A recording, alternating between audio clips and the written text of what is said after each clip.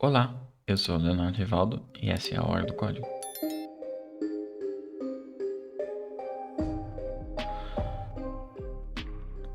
E hoje a gente vai falar sobre JavaScript. Bom, para quem não me conhece, eu sou engenheiro de software e desenvolvedor web há mais ou menos 10 anos e eu resolvi vir aqui compartilhar um pouco da minha experiência e do meu conhecimento com vocês. No vídeo passado a gente falou sobre o que era JavaScript, muito por cima, claro. Então, para quem não lembra, JavaScript é uma linguagem interpretada que roda do lado do browser ou no lado do servidor, se for rodada num ambiente específico, conhecido como o Node.js. Hoje a gente vai falar sobre a sintaxe do JavaScript. Bom, para começar, a gente precisa determinar o que é uma linguagem.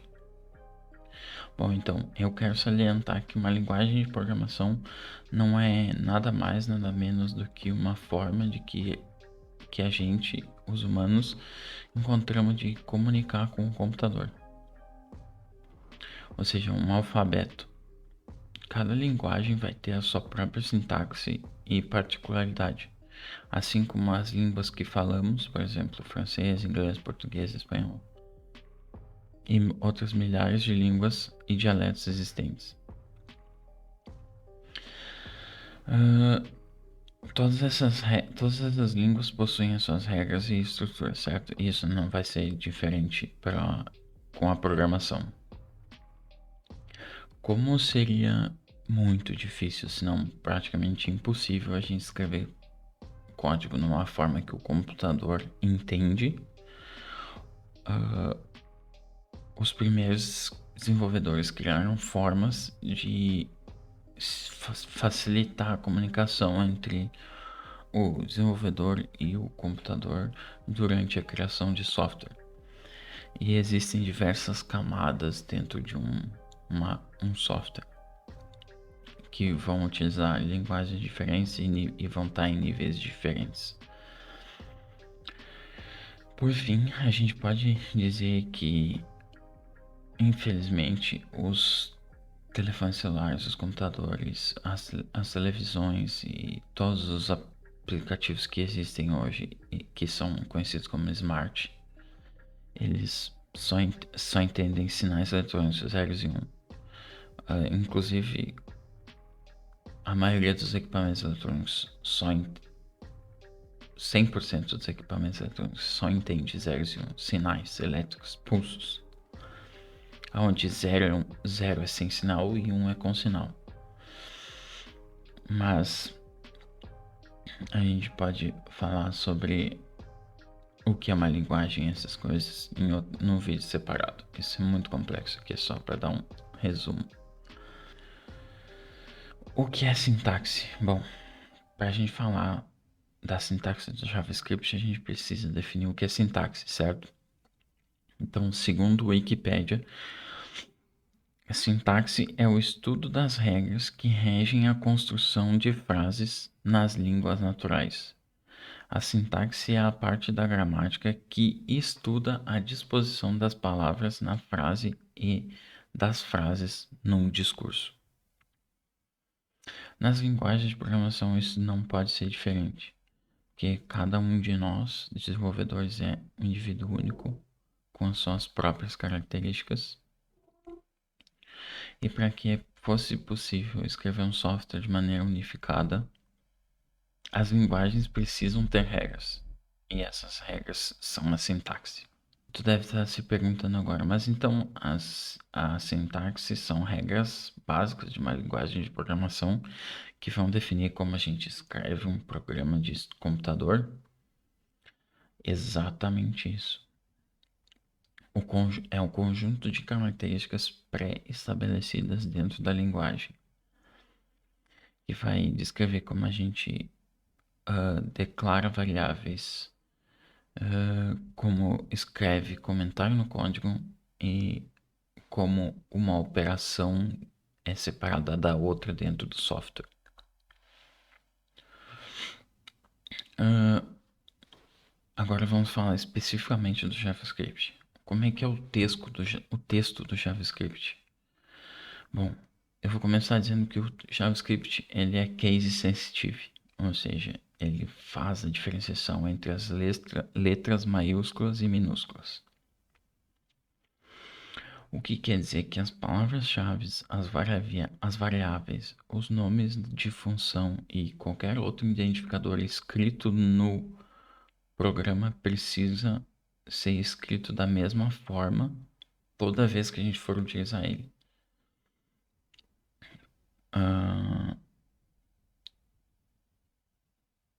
Dentro do texto a gente pode usar espaços, tabs e novas linhas para organizar as declarações do código, para facilitar a nossa leitura. Eu vou mostrar um exemplinho rapidamente. Então, como a gente pode ver aqui, apesar, ó, como a gente pode ver aqui, ó, essa linha aqui, nós temos 4 declarações: cachorro, cachorro com letra maiúscula, cachorro tudo minúsculo e cachorro escrito de uma forma esquisita, certo? Então, o que eu escrevi aqui, ó. Apesar de todas essas variáveis significarem o texto cachorro, ou seja, todas elas representam um cachorro, teoricamente, por JavaScript, cada um deles vai ser uma coisa separada. Ou seja, se eu chamar esse aqui, vai ser diferente desse aqui. Então vamos lá, tem um cachorro chamado Rex e eu declaro assim, ou seja, eu estou dizendo que o valor que está aqui dentro vai passar para cá. Quando eu fizer essa comparação, ou seja, quando eu fizer essa comparação, eu não estou comparando o que está escrito, mas sim o valor. E isso aqui vai me retornar, dizer que é verdadeiro, porque hex continua sendo o valor das duas e não a variável em si. Bom, comentários. Os comentários nos permitem deixar pequenas descrições do que uma linha, função, classe ou variável vai fazer dentro do código. Existem duas maneiras da gente fazer isso, tá? Existe a maneira em linha e que faz com que o interpretador ignore completamente aquela linha e ou parte dela, dependendo da posição do comentário, e o bloco. E o bloco nos permite escrever um texto. Eu vou mostrar um exemplo. Então aqui, ó, como vocês podem ver, eu tenho vários comentários. Ó. Esse é um comentário em bloco e esse é um comentário em linha. Qualquer coisa que eu escrever depois dessas duas barras aqui vai ser ignorado quando eu rodar esse programa. E tudo que eu escrever depois dessa barra asterisco, tem duas formas de escrever esse tipo de comentário em bloco. A gente pode escrever só com barra, asterisco, asterisco, barra, não precisa de dois, assim, ou a gente pode escrever assim, que daí é um comentário de documentação, e assim é um comentário de bloco normal. Dentro do JavaScript, uma coisa chamada literais.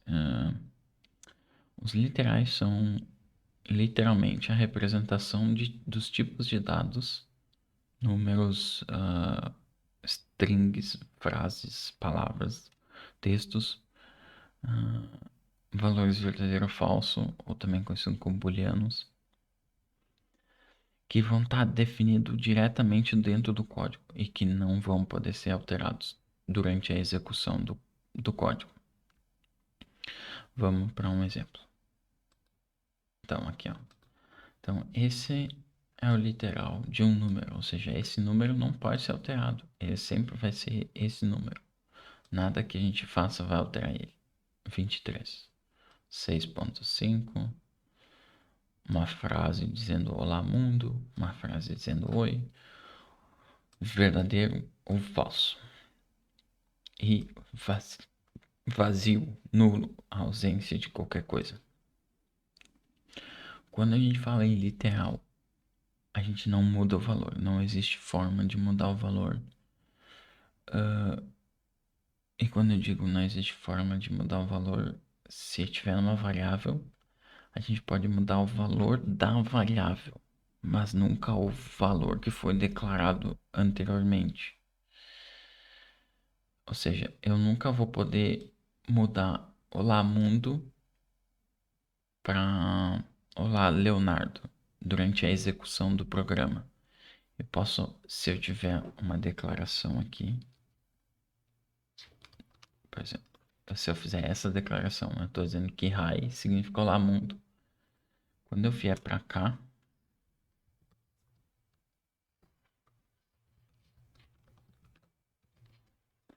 eu estou mudando o conteúdo da variável, não a string, não o texto em si. Eu estou dizendo, aqui diz que Hi representa Olá Mundo. E aqui, a partir desse ponto no software, diz que Hi representa Olá Leonardo. Mas eu não alterei esse valor, eu só alterei o que está dentro da variável. Bom, o JavaScript tem identificadores e palavras-chave. O identificador é um nome simples utilizado para a gente identificar as variáveis, funções, propriedades, etc., classe e tudo por aí vai. A gente já viu no exemplo do cachorro, aquilo são identificadores de variáveis. No JavaScript, um identificador sempre deve começar com uma letra ou um sublinhado, ou o símbolo de dólar, seguido por um conjunto qualquer de caracteres, que podem ser letras, números, sublinhado ou até o símbolo de dólar. Não necessariamente.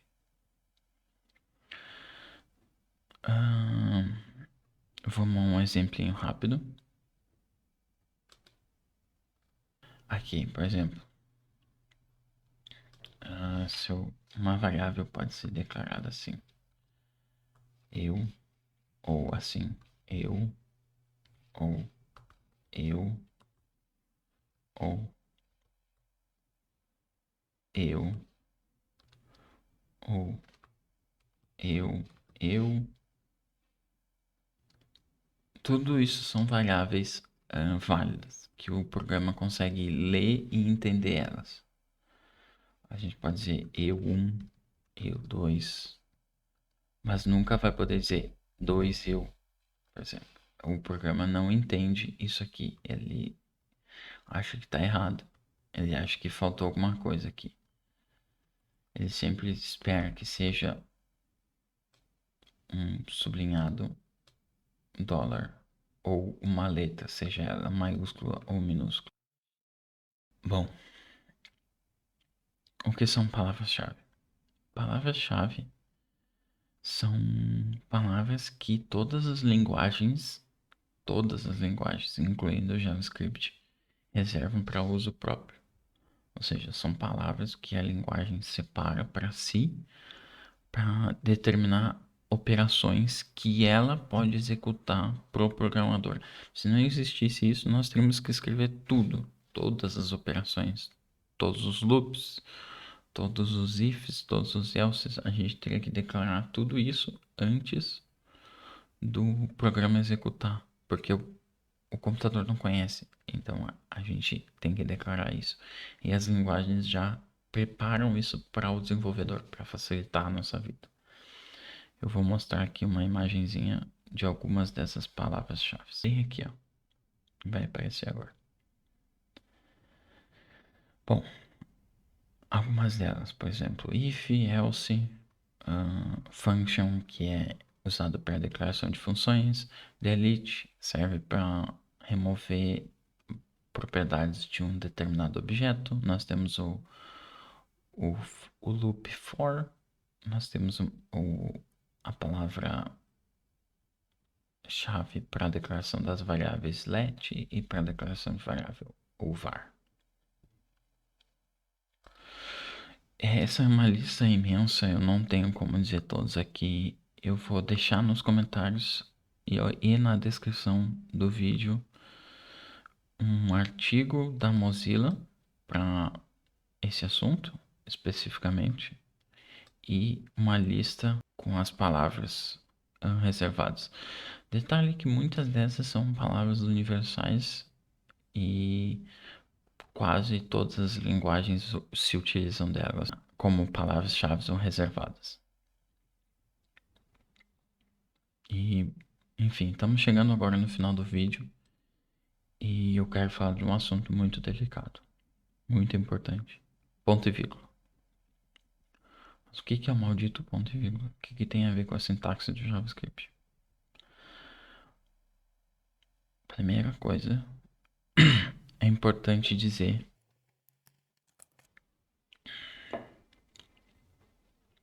sempre usem ponto e vírgula. Não, no final de sempre, no final de todas as operações, linhas, etc. Usa sempre, sempre, sempre usa. É importante. Não, não importa se o JavaScript não obrigue o uso.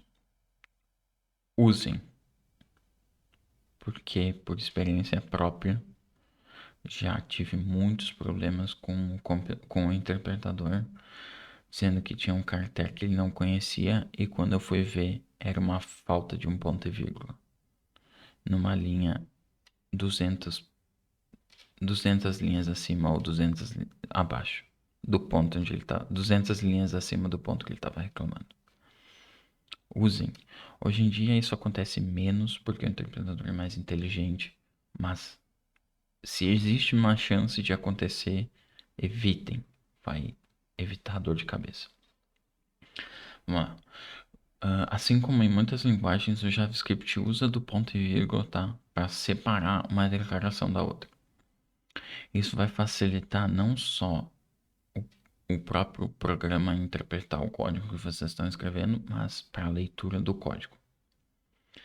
Porque sem um separador explícito, o JavaScript precisa interpretar o código e não fica, às vezes não fica tão óbvio quando termina uma declaração ou uma operação e começa outra. Nem por quem está lendo o código, nem por próprio interpretador. Mas, para todo mundo que não gosta, não é obrigatório. O JavaScript ele usa de diversos fatores para determinar o fim das declarações, ou seja, o limite onde termina uma e começa a outra.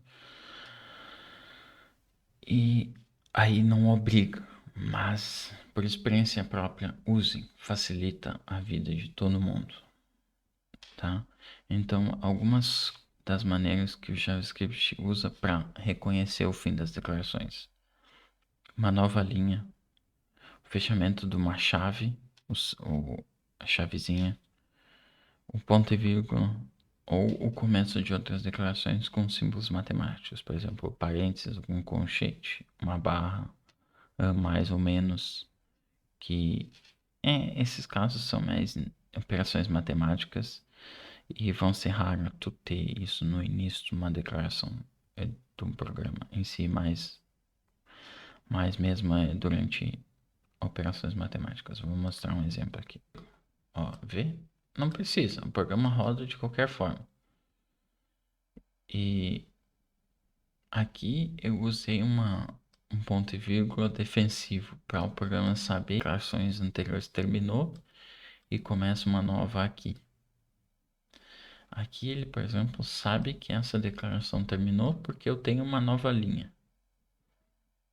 Aqui também, mas caso ele se perdesse, eu usei esse ponto e vírgula para proteger. Aqui eu tenho uma linha com ponto e vírgula, uma linha com ponto e vírgula. Claro, sempre vai existir regras, exceções. Exceções a essa regra, são 3. São palavras-chave, ok? Nós temos a palavra-chave return, esse aqui, que representa o retorno, ou seja, é o devolver o valor. A gente está retornando algo que a gente geralmente vai usar dentro de uma função quando a gente quer terminar essa função. E aí a gente vai retornar esse valor. Esse valor, por exemplo, essa função de soma. tô somando A, quero somar os valores A e B. A e B. Eu entro aqui na minha função e quando meu programa ele vai ler essa linha, fazer esse teste, pular aqui, caso seja falso, e vai chegar aqui. Quando ele chegar nessa linha, ele vai ver, tem que retornar, tem que terminar a execução dessa função e retornar esse valor. Retornar essa operação A mais B. Ele vai executar essa operação e retornar esse valor. Se eu tivesse omitido isso aqui, ou seja, se não existisse um return nessa função, o compilador do JavaScript ele retorna undefined, ou seja, sem valor, indefinido, não determinado, para quem chamou essa função como padrão. O padrão lá do JavaScript é sempre isso. Nós temos a segunda palavra, a exceção, que também é uma palavra-chave, true, que nesse contexto é usado para a gente jogar erros. Ou seja, a gente vai interromper a execução do código naquele momento e mostrar um erro para o usuário. Aqui eu fiz se não tiver A ou não tiver B, ou seja, esse sinalzinho aqui representa a negação. Se esse valor for verdadeiro ou falso, se for inexistente ou não, ou for um valor que não pode estar aqui, e a mesma coisa para esse aqui, ele vai dizer, tá faltando um parâmetro. Tem um erro nesse código. Quem perceber, quem souber do erro, por favor, deixa nos comentários do vídeo que eu vou dizer se tá certo, se a pessoa tá certa ou errada. Mas tem um erro aqui que eu botei propositalmente. E tem a ver com os números. Break serve para quebrar os laços de repetição. Por exemplo, for x0 x menor que 1 x mais um incremento break.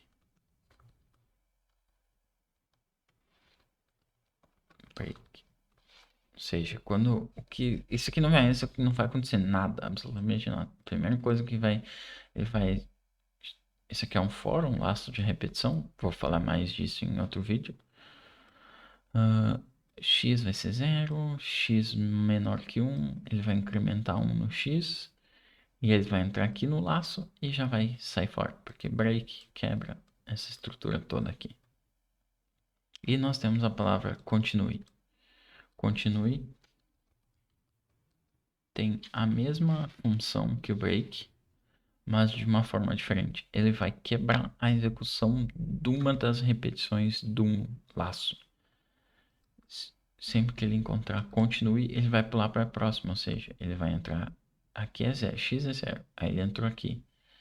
Aí ele viu esse continue, então ele vai incrementar 1, não vai executar mais nada depois daqui, vai incrementar 1 e vai tentar rodar o laço de novo.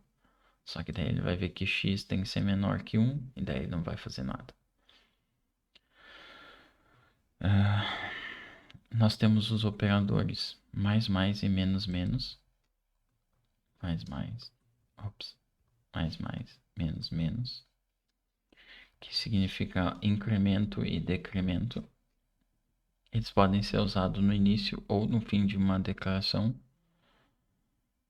Mas o uso precisa estar associado à mesma linha.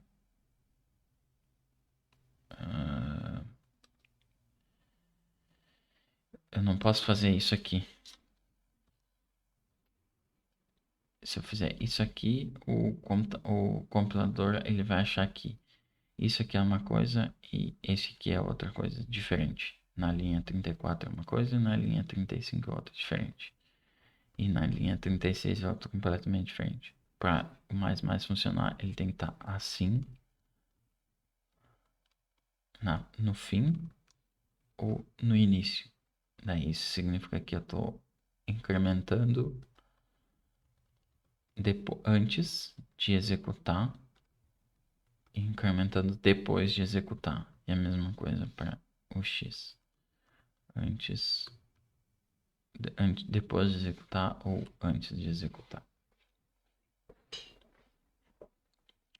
E arrow functions, que é uma coisa nova, que é funções em flechas, que é quando a gente declara uma função de forma simplificada. Eu vou ter uma função foo, que vai ser uma variável foo, que vai ser igual a uma arrow function, que vai dar um console log aqui, qualquer coisa.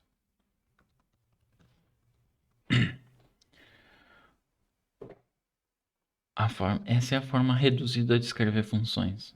A forma normal seria assim.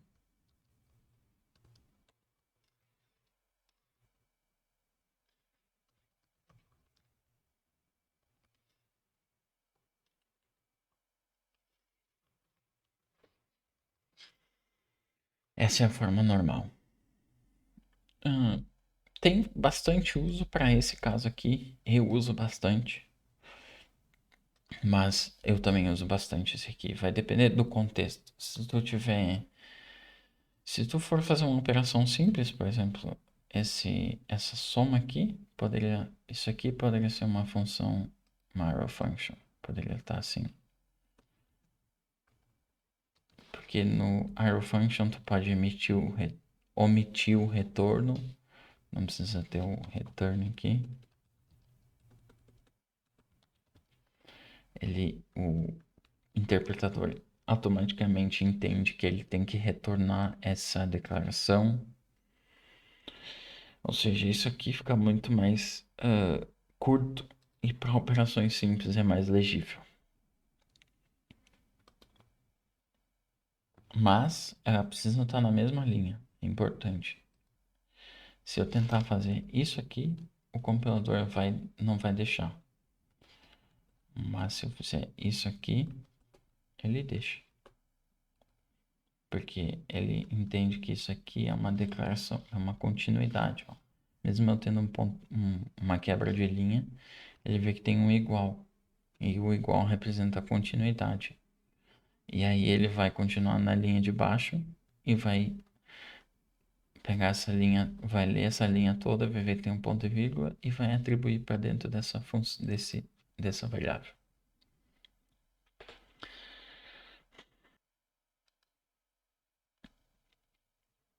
Bom, em resumo, o que a gente pode tirar disso tudo? Um monte de blá blá blá, certo? Sim. O que a gente pode tirar disso é que as linguagens de programação em geral são iguais às linguagens que a gente fala, com a diferença que muda com quem a gente está falando. Quando a gente usa uma linguagem de programação, a gente está falando com o computador. E quando a gente usa a linguagem português, ou inglês, ou francês, a gente está falando com uma outra pessoa.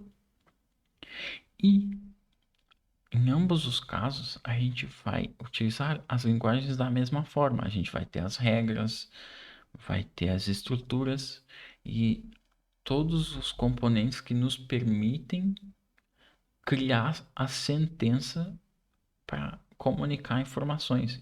Nesse caso, a gente vai estar se comunicando com o computador, não com uma pessoa. E a linguagem de programação, ou seja, as declarações dentro do programa, nos ajudam a dizer para o computador, a transmitir as informações que a gente quer para dentro do computador. É isso aí, pessoal. Sei que é um vídeo um pouquinho mais chato, vai ser um pouco comprido esse vídeo, mas tudo bem. Se você chegou no final do vídeo, eu agradeço muito. Se não é inscrito no canal, se inscreve. Se gostou do vídeo, deixa o like. Pode deixar todas as perguntas que quiser. Eu vou tentar responder todo mundo. Eu agradeço de coração. Muito obrigado e até a próxima. Fui.